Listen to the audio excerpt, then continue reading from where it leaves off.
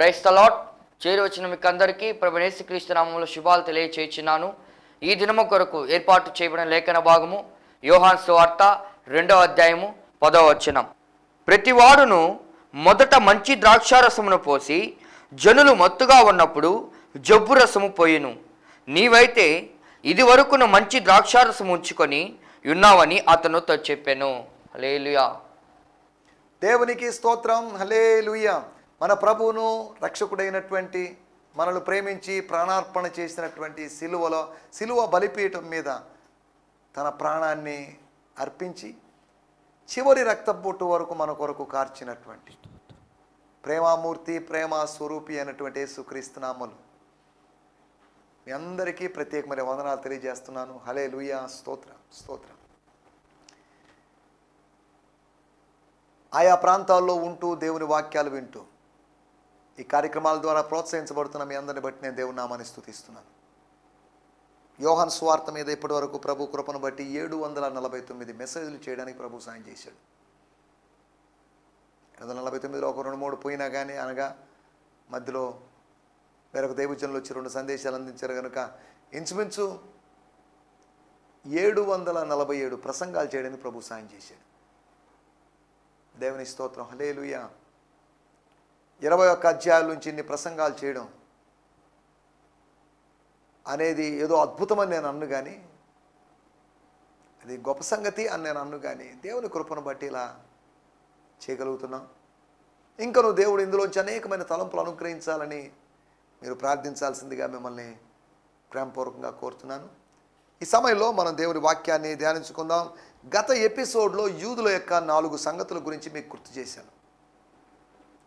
యూదులకు ఒక ఆచారం ఉందని, శుద్ధీకరణ ఆచారం. ఒక ఆచారమే కాదు, చాలా ఆచారాలు ఉన్నాయి.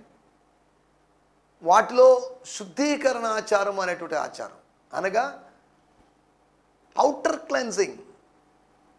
దేవుడు ఆశించేది, మతము చెప్పేది బాహ్య శుద్ధీకరణ, దేవుడు చెప్పేది ఆంతర్య శుద్ధీకరణ. బాహ్య శుద్ధీకరణ ఎవరైనా చేయొచ్చు, కానీ ఆంతర్య శుద్ధీకరణ ఆత్మ అయిన దేవుడు మాత్రమే చేయగలడు. రెండవది యూదుల యొక్క పండగ, పస్కా పండగ గురించి, పాస్ ఓవర్ గురించి, అనగా దాటిపోవడం అనేటువంటి పండగ. అనగా గొర్రెపిల్లను చంపుకొని రాబోయే దినాల్లో ఒక గొర్రెపిల్ల మన కొరకు చనిపోబోతుంది, దేవ గొర్రెపిల్ల, లోక పాపంలో మోసుకొని పోవు గొర్రెపిల్ల చనిపోబోతుంది అనేటువంటి దృష్టితో దాన్ని చంపుకొని కుటుంబం వారంతా తిని, గబగబా తిని, చేదు కూరలతో తిని, గతములో ఘోరమైనటువంటి ఐగుప్తు నుంచి మేము బయటకు వచ్చాము, ఆ విమోచన ప్రక్రియను జ్ఞాపకం చేసుకుంటూ తమ గడప కమ్ముల మీద యేసు రక్తాన్ని ప్రోక్షిస్తూ జరిగినటువంటి పండగ. అలాంటి పండుగ క్రిస్మస్ పండుగ కాదు, గుడ్ ఫ్రైడేలు, ఈస్టర్లు కాదు. అంటే మనం ఇవి కాకుండా పస్కా పండగ చేయాలని నేను అనడం లేదు. కాబట్టి పస్కా పండగ యూదుల యొక్క పస్కా పండగ. తర్వాత అది అన్యుల పండగ కాదని వారి పండగనని మనకు దీన్ని బట్టి అర్థం చేసుకోవచ్చు. లేకపోతే పూర్వీకుల వేరువేరు ఆచారాల నుంచో లేకపోతే వేరువేరు మత గ్రంథాల నుంచి కాపీ చేసింది కాదని మనం అర్థం చేసుకోవచ్చు. యూట్యూబ్లో కొంతమంది హేతువాదులు క్రైస్తవత్వాన్ని కాపీ పేస్ట్ రిలీజియన్ అంటున్నారు, కానే కాదు. ఇది ఇందులో నుంచి అడాప్ట్ అయ్యి కొత్తగా వచ్చిన ఈ భావనలు తీసుకొని వేరువేరు మతాల్లో కొన్ని విధానాలు ఉన్నాయి. వేరువేరు మతాలు కాపీ పేస్ట్ రిలీజియన్స్, కానీ క్రిస్టియానిటీ మాత్రం అలా కాదు. సరే, దేవుని స్తోత్రం. దీని గురించి ఇక ఎక్కువ వ్యాఖ్యానం అవసరం లేదు. మూడోది, యూదుల యొక్క ప్రశ్నలు, 2 ప్రశ్నలు. మాకేదైనా సూచక్రియ చూపించవచ్చు కదా. నీ అధికారాన్ని దేవాలయ శుద్ధీకరణ చేయడానికి కావలసిన విధంగా నువ్వు తీర్మానం తీసుకొని తొందరపడవు, సాహసించి వచ్చావు. దీనికి ఏదో అధికారం ఉండాలి, అథారిటీ ఉండాలి. ఆ అథారిటీని, ఆ అధికారాన్ని నిరూపించుకోవడానికి ఒక సూచక్రియను చేయి అని అడగడం. అంతేకాకుండా 46 సంవత్సరాలు కట్టిన దేవాలయాన్ని 3 రోజులు లేపుతావా ఏం మాటలవి అని అన్నట్టుగా వాళ్ళు అడిగిన ప్రశ్న. 2 ప్రశ్నలు. మూడోది యోహాను సువార్త 2వ అధ్యాయంలో యూదుల యొక్క మార్పు అనేటువంటి విషయాలు, 4 విషయాలు గత ఎపిసోడ్లో ఆలోచించాం. ఈ సమయంలో మన ధ్యానం నిమిత్తమై యోహాను సువార్త 2వ అధ్యాయము 10వ వచనం. యోహాను సువార్త 2వ అధ్యాయము 10వ వచనం.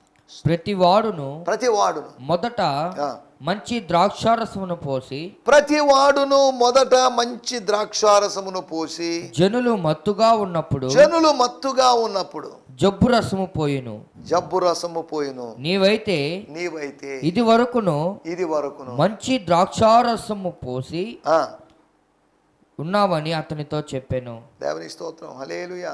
ప్రతివాడు, ఏ తేడా లేదు, ప్రతి ఒక్కడు, యూదులైన వారందరూ, శుద్ధీకరణ ఆచారానికి ప్రాధాన్యత ఇచ్చే వాళ్ళందరూ, వెలుపల శుద్ధీకరణ గురించి ఆలోచించే వారందరూ, పస్కా పండగ ఆచరించే వాళ్ళందరూ, యెరూషలేములో దేవాలయాన్ని బట్టి అతిశయించే వారందరూ, ప్రతివాడు మొదట మంచి ద్రాక్షారసం పోస్తాడు. స్టార్టింగ్లో బాగానే ఉంటుంది. తర్వాత రాను క్రమేణి జనులు మత్తుగా ఉన్నారని తెలుసుకున్నప్పుడు, జనులు ఏది పోసినా అడ్జస్ట్ అయిపోతారు, ఏది పోసినా తాగేస్తారు. మొదట్లో రుచి తెలుస్తుంది, క్రమంగా మెల్లమెల్లగా రుచి తెలియదు. మత్తు పెరగడం వల్ల రుచి కోల్పోతున్నారు, మత్తు పెరగడం వల్ల వివేచన కోల్పోతున్నారు. మత్తు అనేది చాలా ప్రమాదకరం.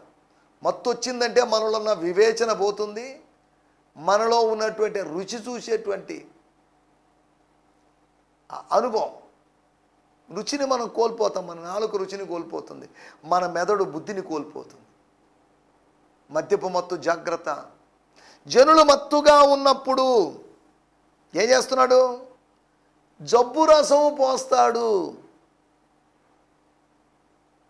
పోయాలనుకుంటాడు కాదు, పోస్తాడు. అనగా ఆ పెళ్లి ప్రధాని కూడా వేరు వివాహాలకు వెళ్ళినప్పుడు ఇదే జరిగింది.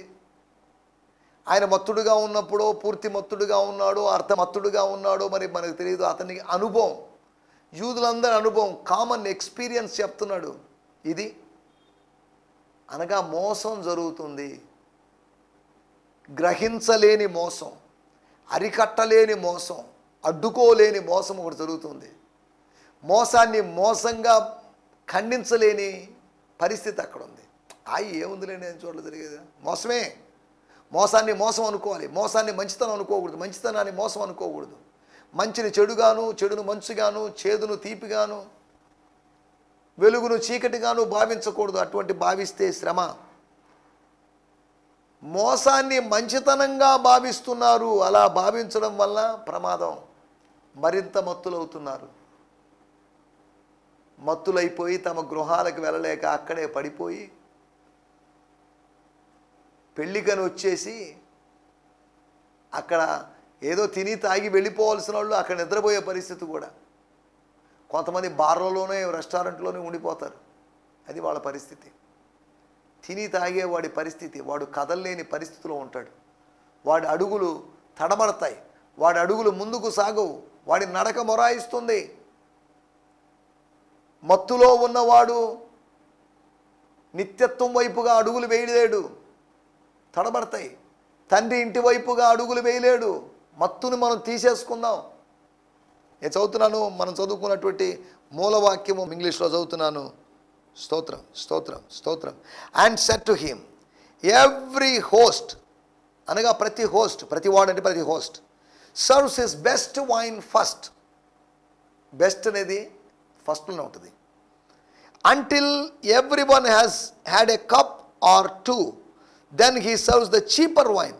1-2 కప్పుల తర్వాత, 1-2 పెగ్గుల తర్వాత, అనగా ఒకసారి 2 సార్లు లాగించేసిన తర్వాత, then he serves the cheaper wine. జబ్బు రసం, cheaper wine, cheap thing. Cheaper wine ఎందుకు సర్వ్ చేశాడంటే చీప్ క్వాలిటీ బిహేవియర్. అది చాలామంది చీప్ క్వాలిటీ బిహేవియర్, చీప్ బిహేవియర్లో ఉంటారు.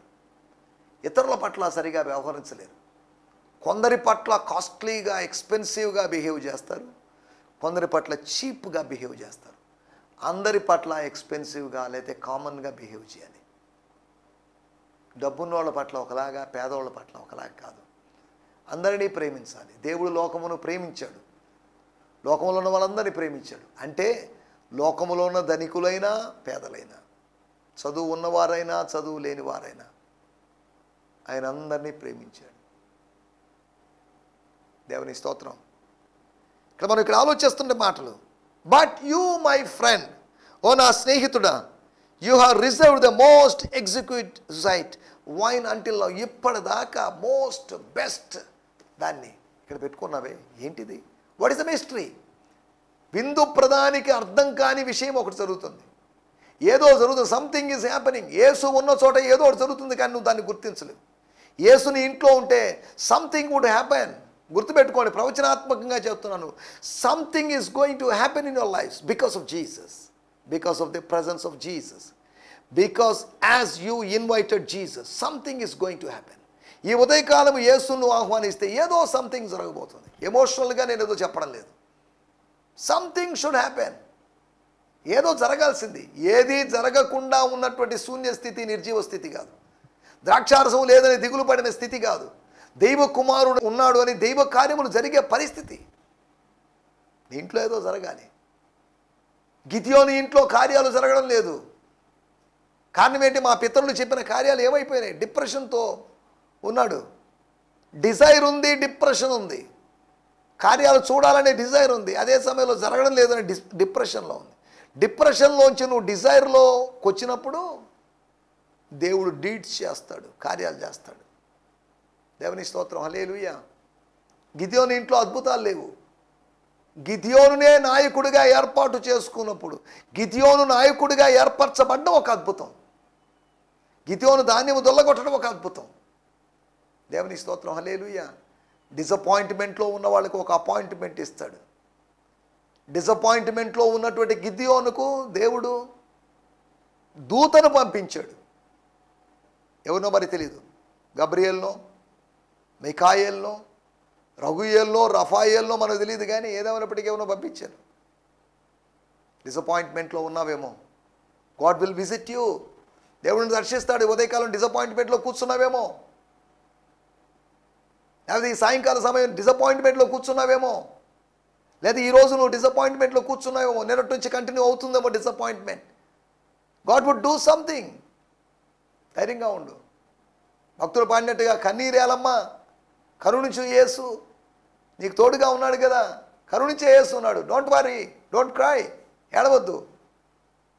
మత్తులోంచి మేల్కొన్నప్పుడు, నిద్ర మత్తులో నుంచి నువ్వు మేల్కొన్నప్పుడు చూడండి, జనులు మత్తుగా ఉన్నప్పుడు, జనులు నిద్రమత్తులో ఉన్నప్పుడు, దేవుని స్తోత్రం, అపవాది విత్తుతున్నాడు. జనులు మత్తులో ఉన్నప్పుడు, దేవుని స్తోత్రం, జనులు మత్తులో ఉన్నప్పుడు, విత్తిన వాళ్ళు, మునుపు విత్తిన వాళ్ళు మత్తులో ఉంటూ ఉన్నప్పుడు, నిద్రమత్తులో ఉంటున్నప్పుడు, నిద్రమత్తులో ఉన్నప్పుడు శత్రువు ఏదో చేస్తాడు. ఎక్కడ కూడా నిద్రమత్తులో ఉన్నప్పుడు హోస్ట్ ఏదో ఒకటి చేశాడు. జాగ్రత్త, మత్తులోంచి మనం బయటకు వద్దాం. మన ఇక్కడ ఆలోచిస్తున్న విషయాలు, జబ్బు రసం, చీపర్ వైన్, క్వాలిటీ లేనటువంటి వైన్, అనగా నకిలీ మద్యం, నకిలీ మందు. అనగా లోకములో నిజమందు, నిజమైన మద్యం, నకిలీ మద్యం రెండు ఉన్నాయి. కానీ ఇది ఆత్మ సంబంధమైన ఆత్మానుభవం అనేటువంటి స్వర్గీయపు కొత్త మద్యంతో సమానం కావు. పరలోకంలో ఒకటే మద్యం ఉంది. పెళ్లిలో వాళ్ళు జబ్బు రసం ఉంది, మామూలు రసం ఉంది. మంచి ద్రాక్షారసము, జబ్బు ద్రాక్షారసం ఉంది. కానీ పరలోకంలో జబ్బు రసం లేదు.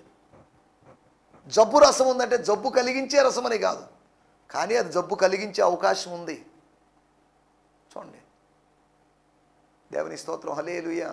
మనం ఇక్కడ ఆలోచిస్తున్న విషయాలు, మత్తుగా ఉన్నప్పుడు జబ్బు రసం తాగి అనేక పెళ్ళిళ్ళకి వెళ్ళడం, అనేక పెళ్ళిళ్ళలో జబ్బు రసం తాగడం, జబ్బు రసం తెలియకుండా వాళ్ళు తాగుతున్నారు. వాళ్ళ కాన్షియస్నెస్లో లేనప్పుడు, వాళ్ళ స్పృహలో వాళ్ళు లేనప్పుడు జబ్బు రసం తాగారు. శ్రేష్టమైన రసం దాగిన వాళ్ళే.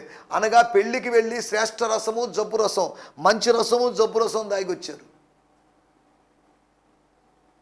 జాగ్రత్త. యూదుల ప్రతి పెళ్లిలో మంచి రసము జబ్బు రసం పోస్తారేమో. ప్రకటన గ్రంథం 19వ అధ్యాయంలో ఒక పెళ్లి జరగబోతుంది. ఆ పెళ్లిలో జబ్బు రసం పోయిరు, అక్కడ మంచి రసమే పోస్తారు. దేవుని స్తోత్రం. ప్రతి చోట ఏదోటి కల్తీ చేస్తారు. పాత రోజుల్లో హోటల్లో ఎక్కువ అన్నం తినకూడదు అనేటువంటి ఉద్దేశంతో సున్నపు నీళ్లు చల్లేవని అంటారు. అది ఇంతవరకు వాస్తవం మరి తెలియదు. రుచి కోసం రకరకాల పదార్థాలు, ఆర్టిఫిషియల్ కలర్స్ లేకపోతే ఆర్టిఫిషియల్ థింగ్స్, కెమికల్స్ ఇవన్నీ చేసేస్తున్నారు రుచి కోసం. టేస్టింగ్ సాల్ట్, ఎంఎస్జి అని చెప్పబడిన, మోనోసోడియం గ్లూటామైట్ అని చెప్పబడినటువంటి ఎంఎస్జి టేస్టింగ్ సాల్ట్ వేసేసి రుచికరమైనటువంటి రోడ్ సైడ్ డిషెస్, అనగా టేస్ట్గా ఉండేటువంటి చైనీస్ ఐటమ్స్ అయినటువంటి ఫ్రైడ్ రైసులు, మంచూరియాలు, జబ్బు రసం మాత్రమే కాదు, జబ్బు ఆహారాన్ని తింటున్నారు. ఆహారము కాని దాని కొరకు రూకలిస్తున్నారు. జబ్బు రసం కోసం రూకలిస్తున్నారు. దేవుని బిడ్డలు అలా ఉండకూడదు. జబ్బు రసం వాళ్ళకి అవసరం లేదు.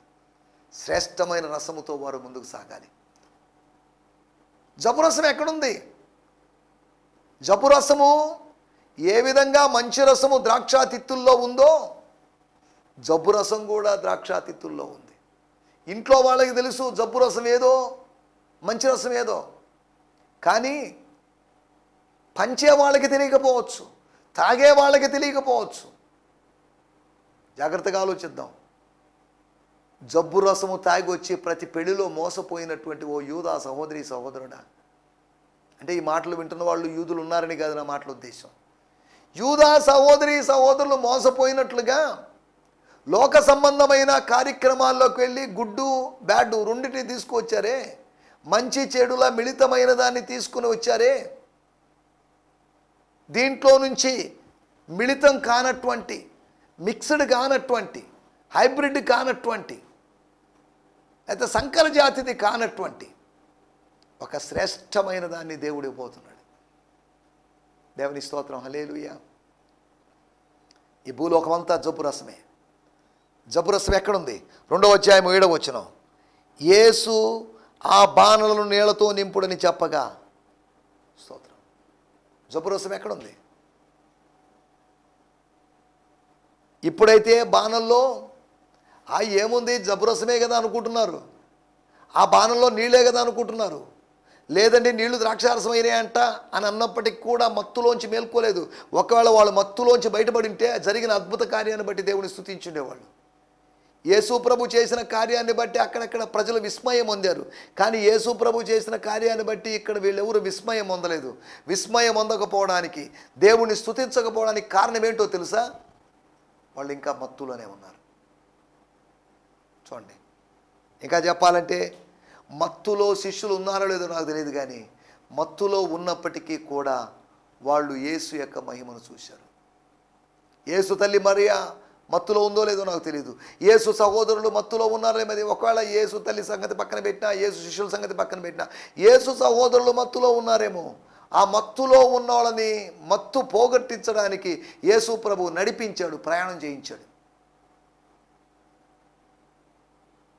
ఇప్పుడు మన ప్రశ్న ఏంటంటే, జబ్బు రసం ఎక్కడుంది? ప్రపంచమంతా జబ్బు రసం ఉంది. ప్రతి పెళ్ళి కానాలోని వివాహంలాగా ఉంది. అది క్రైస్తవ వివాహమైనా క్రైస్తవేతర వివాహమైనా, ప్రతి పరిస్థితి కూడా, ప్రతి కూల్ డ్రింక్ షాప్ అయినా, ప్రతి వైన్ షాప్ అయినా అంత జబ్బు రసమే. జబ్బు ప్రపంచం ఇది. డబ్బు ప్రపంచం, జబ్బు ప్రపంచం, గబ్బు ప్రపంచం ఇది. కాబట్టి ఎక్కడ చూసినా bad things, cheap cheap cheap. చీఫ్గా ఉండాల్సింది చీఫ్ నుంచి చీపులోకి వెళ్ళిపోయాం. మళ్ళీ దేవుడు మనల్ని చీపులో నుంచి చీఫ్లోకి నడిపిస్తాడు. 2 చీఫుల మధ్యలో చీపుగా ఆగిపోయావు నువ్వు. దేవుడు మొదట పెట్టింది చీఫ్, దేవుడు మరలా పెట్టేది చీఫ్. ఈ 2 చీఫుల మధ్యలో నువ్వు చీప్ అయిపోయావు. దేవుడు సృష్టించినప్పుడు నువ్వు బాగానే ఉన్నావు, కానీ దేవుడు నిన్ను మరలా ఆత్మీయంగా సృష్టించే లోపు ఈ మధ్యకాలంలో చీప్ అయిపోయావు, కుళ్ళిపోయావు, కంపు కొట్టావు, భ్రష్టు కొట్టావు, విశ్వాసఘాతకుడు అయిపోయావు, మలినమైపోయావు, పాడైపోయావు, కుంగిపోయావు, నలిగిపోయావు, విరిగిపోయావు. చూడండి ఎన్ని విషయాలు ఉన్నాయో. దేవుని స్తోత్రం, హల్లెలూయా. మొట్టమొదటి విషయం ఎక్కడుంది? జబ్బురసం ఎక్కడుంది? ఒకవేళ వాళ్ళ బాణలో ద్రాక్షారసం ఉందో లేదో మరి, ఇంత ముందు ఉందో లేదో మరి, ఒకవేళ జబ్బురసం ఉన్నా కానీ వాళ్ళ నీళ్ళైనా కాళ్ళు చేతులు కడుక్కోవడానికి పనికి వస్తే ఆ నీళ్లు కూడా జబ్బురసంతో సమానమే. బాణలో ఉంది రసం, జబ్బురసం. బయట బాహ్య శరీరానికి పనికొచ్చే రసం నీళ్ళైతే, లోపల కడుపు నింపుకోవడానికి పనికొచ్చే రసం ద్రాక్షారసం. రెండు రసాలు ఉన్నాయి అక్కడ, జలరసం, ద్రాక్షారసం. అంటే మనం ఆలోచన, జబ్బు రసం ఉంది. జబ్బు రసం ఎక్కడుందంటే ఒకటి బాణలో ఉంది, లోపలి బాణల్లో. బయట ఉన్న రాతి బాణల్లో నేను అనలేదు, లోపలి బాణల్లో, గిన్నెల్లో, పాత్రల్లో. ఐగుప్తీయుల యొక్క పాత్రలన్నింటిలో రక్తం ఉన్నట్టుగా అలాగే జబ్బు రసంతో వాళ్ళు ఉన్నారు. మోషే కాలములో మోషేను బట్టి రక్తం ఉంది నీళ్ళలో, నీళ్ళంతా రక్తంగా మారాయి. కానీ మోషేను ఆచరిస్తున్నటువంటి ప్రజల కాలంలో రక్తం లేదు, కానీ జబ్బు రసం ఉంది. జబ్బు అనుభవాలు ఉన్నాయి, చీప్ అనుభవాలు ఉన్నాయి, బ్యాడ్ ఎక్స్పీరియన్సెస్ ఉన్నాయి, చేదు రసాలు ఉన్నాయి, చేదు అనుభవాలు ఉన్నాయి. ఒకటి బాణలో ఉంది జబ్బు రసం. రెండో విషయాన్ని నేను మీకు జ్ఞాపకం చేస్తాను. యోహాను సువార్త 2వ అధ్యాయము 14వ వచనం. దేవాలయంలో ఎడ్లను, గొర్రెలను, పావురములను అమ్మువారును, రూకలు మార్చువారును కూర్చుండట్టు చూచి. దేవాలయంలో ఎవరు కూర్చున్నారు? దేవాలయంలో ఎడ్లను, గొర్రెలను, పావురములు అమ్మువారు, రూకలు మార్చువారు. ఎవరు వీళ్ళంతా?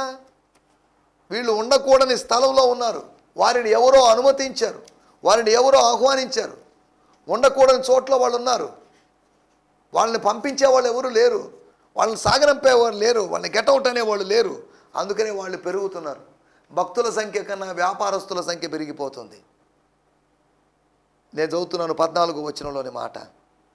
As he went in to the temple court yard, ఆ దేవాలయం యొక్క ప్రాంగణములోకి, ఆవరణములోకి వెళ్ళినప్పుడు, పరిశుద్ధ స్థలం కాదు, అతి పరిశుద్ధ స్థలం కాదు, కోర్ట్ యార్డ్లోకి వెళ్ళినప్పుడు, ఆవరణములోకి, he noticed it was filled with, ఆవరణం మొత్తం merchant selling oxen, lamps and doves for exorbitant prices, అంటే high prices, while others were over changing as they are exchanging currency behind their counters. Money exchangers, లేకపోతే animal exchangers,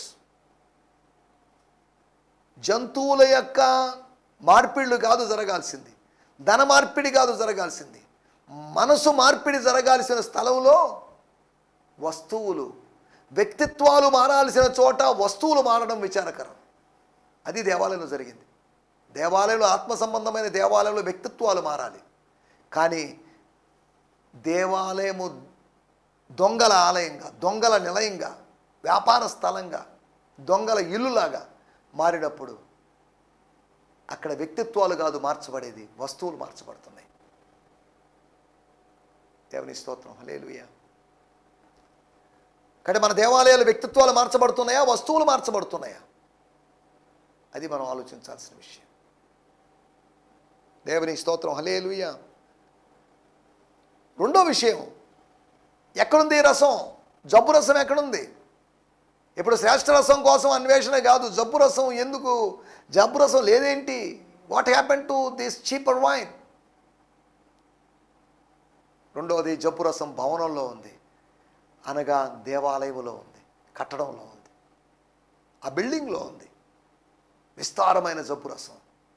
జబ్బు రసం అంటే అక్షార్థమైన జబ్బు రసం అని కాదు, జబ్బు భావనలు, జబ్బు ఆలోచనలు, జబ్బు విధానాలు, చీప్ ట్రిక్స్, గిమిక్స్ అక్కడ ఉన్నాయి. ఇది ఆ దేవాలయం యొక్క పరిస్థితి. ఒకటి, జబ్బు రసం ఎక్కడుందంటే, జబ్బు రసం కోసం ఎంత గాలించినా దొరకలేదంటే జబ్బు రసం బాణలో ఉంది, జబ్బు రసం భవనంలో ఉంది. మూడో విషయం కూడా నేను చెప్పి ముగించేస్తాను. యోహాను సువార్త 2:20.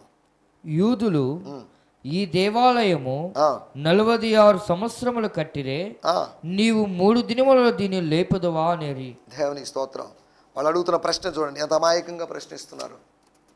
ముసలివాడైన మనుషుడు తల్లి గర్భంలో ఎలా ప్రవేశించగలడని నికోదేము అడిగినట్టుగా ఉంది ఆ ప్రశ్న.